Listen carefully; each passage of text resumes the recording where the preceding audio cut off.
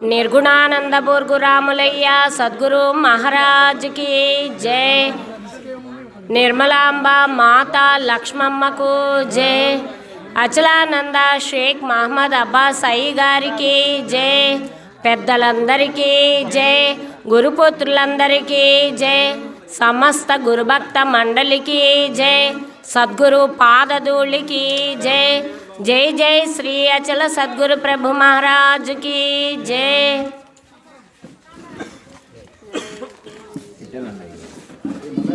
सभाध्यक्षुलु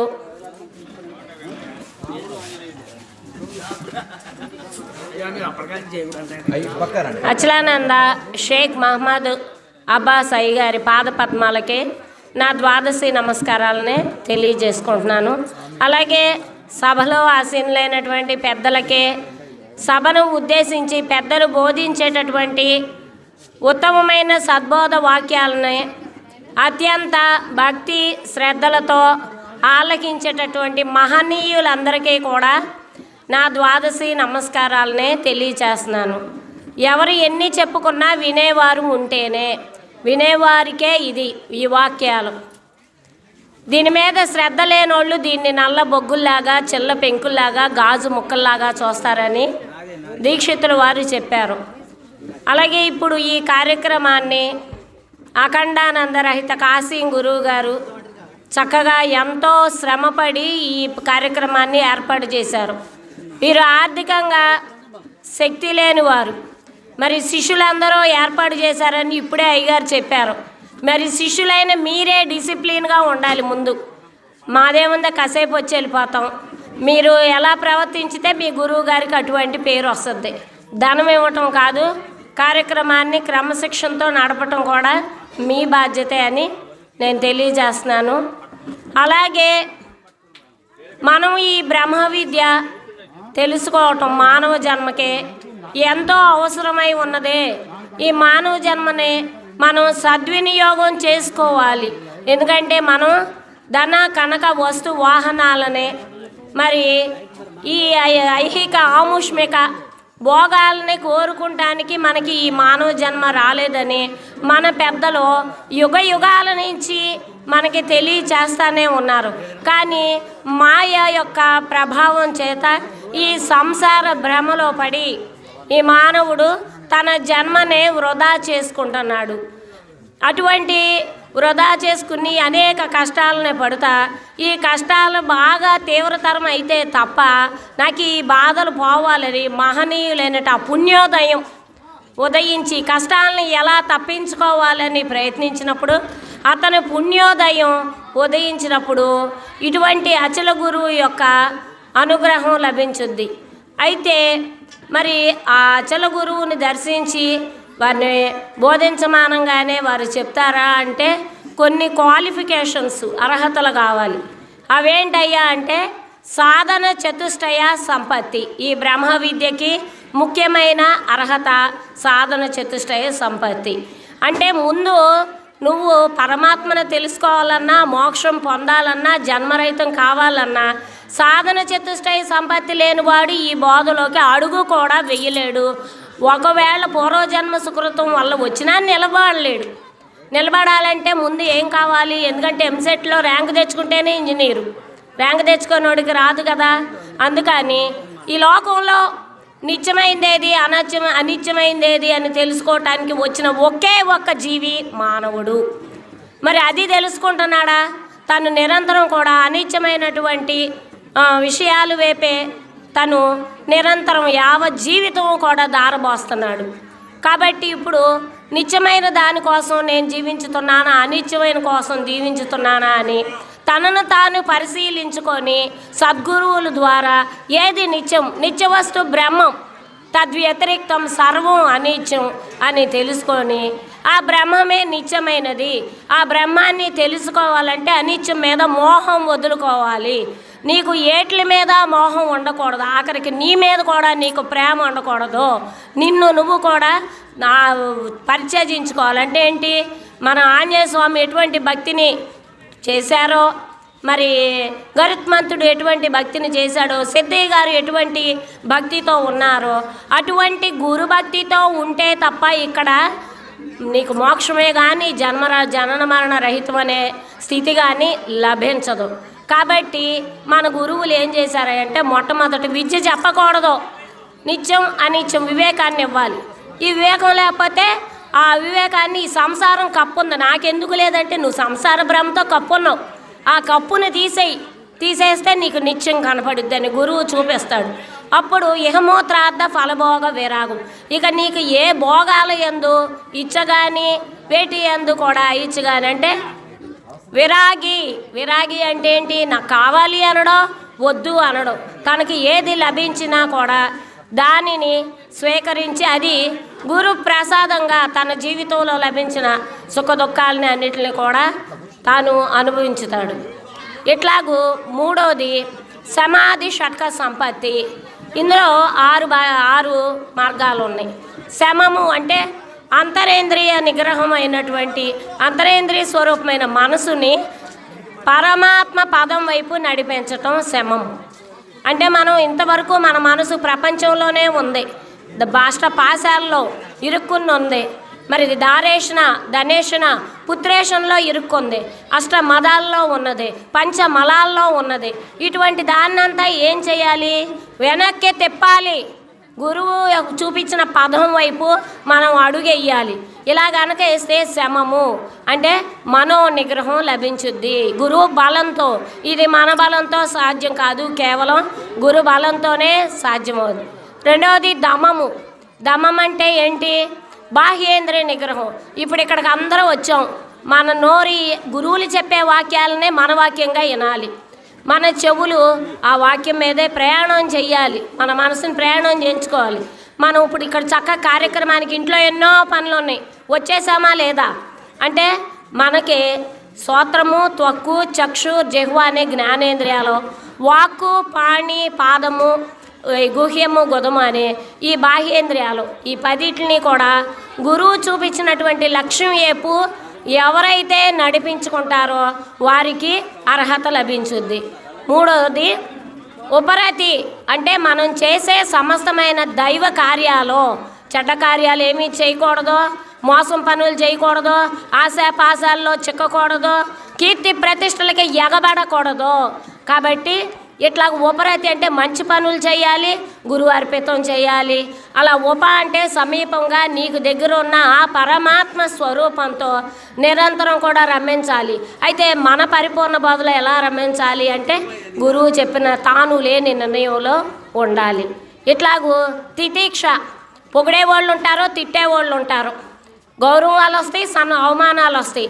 నీకు ఏ వేళకి ఏది లభించినా సంతోషం కలిగినప్పుడు ఎలా ఆనందపడ్డావో అలాగే దుఃఖం కలిగినప్పుడు అదే రీతిగా ఆనందపడు. దీన్ని సమస్థితి అన్నారు.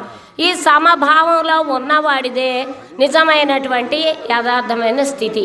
అది వాతావరణ పరిస్థితులు కానీ ఇంకే విషయాలైనా కూడా చెల్లించకూడదు, కంగారు పడిపోకూడదు, నాకేంటి ఇలా అయిపోతుంది అని కదిలిపోకూడదు. ఎందుకంటే మనం కదలనటువంటి అచలాన్ని తెలుసుకున్నాడు. చిన్న చిన్న వాటికే మనం కదిలిపోతే పెద్దదైన ఆ మూలాన్ని మనం తొలగించుకోగలమా? ఆ మూల భ్రమనే. కాబట్టి నిశ్చలంగా ఉండాలి. ఎవరైతే గురుపుత్రులు గురువు పాదాలను పట్టుకున్నారో వారు ముందు నిశ్చలత్వాన్ని పొందాలి, వాళ్ళ మనసు స్థిరత్వం పొందాలి. కాబట్టి దీన్ని తితీక్ష అంటారు. తర్వాత శ్రద్ధ. ఇక ఇప్పుడు దాకా మనం ఎవరెవరో మాటలను ఎవరి భావాలను మనం అనుకరించుకుంటూ వచ్చాం. దేవతల మార్గాలనే, పెద్దల మార్గాలనే, ఏంటి అనేకమైన ఆధ్యాత్మిక మార్గాలను, ఆధ్యాత్మికం కాని దాన్ని ఆధ్యాత్మికం అనుకుంటా వచ్చాం. అయితే ఇప్పుడు ఏం చేయాలి? నిజమైన ఆధ్యాత్మికత ఏమిటి? అది మన గురువు గారు మనకు తెలియజేస్తున్నారు. ఏంటది? ఆది అయిన ఆత్మకథను తెలుసుకో. ఇప్పుడు వరకు నాయన నువ్వు ఏ కులంలో నడిచావు? నరకులంలో ఉన్నావు. నరకులంలో ఉన్నప్పుడు నువ్వు గురుకులంలోకి రావాలి. నిన్ను గురుకులంలోకి ఇక్కడ తీసుకొచ్చారు. ఈ గురుకులంలోకి తీసుకొచ్చినాక ఇప్పుడు నీకు నిజమోక్షాన్ని అనుగ్రహించుతారు గురువు. కాబట్టి గురు వేదాంత విశ్వాసమేవా శ్రద్ధ. గురువు ఏ టయానికి ఏం చెప్తే అదే సత్యం అనుకుంటా చక్కగా నడుచుకుంటా రావాలి. ఇందులో సందేహం పడకూడదు. ఎందుకంటే శాస్త్రదృశ్యం గురువు వాక్యం.